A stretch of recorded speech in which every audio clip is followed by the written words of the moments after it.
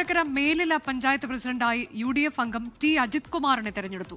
മയിലാടുംപാറ 7ാം വാർഡിൽ നിന്ന് വിജയിച്ചാണ് അജിത് കുമാർ പ്രസിഡന്റ് സ്ഥാനത്തേക്ക് എത്തുന്നത്. എന്നെ സംബന്ധിച്ച് വലിയൊരു അവസരമാണ് വന്നിരിക്കുന്നത്. ഞാൻ ഈ സത്യപ്രതിജ്ഞ ചെയ്ത പോലുള്ള കാര്യങ്ങളുമായി ഈ പഞ്ചായത്തിന്റെ വികസനത്തിനും ഇവിടുത്തെ സാധാരണക്കാരുടെ പ്രശ്നങ്ങൾ പരിഹരിക്കുന്നതിനുമായി ഉള്ള പ്രവർത്തനങ്ങളായിരിക്കും ആദ്യം തീരുമാനിക്കുന്നത്.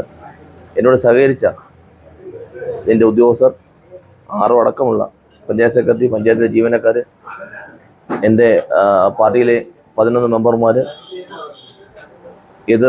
LDFിലെ 5 അംഗങ്ങൾ അടക്കമുള്ള മാധ്യമ സുഹൃത്തുക്കൾ, എൻ്റെ പാർട്ടിയിലെ എല്ലാവർക്കുമുള്ള ഈ പഞ്ചായത്തിലെ മുഴുവൻ നാട്ടുകാരുള്ള നന്ദി വളരെ സ്നേഹത്തോടെയിരിക്കുന്നു.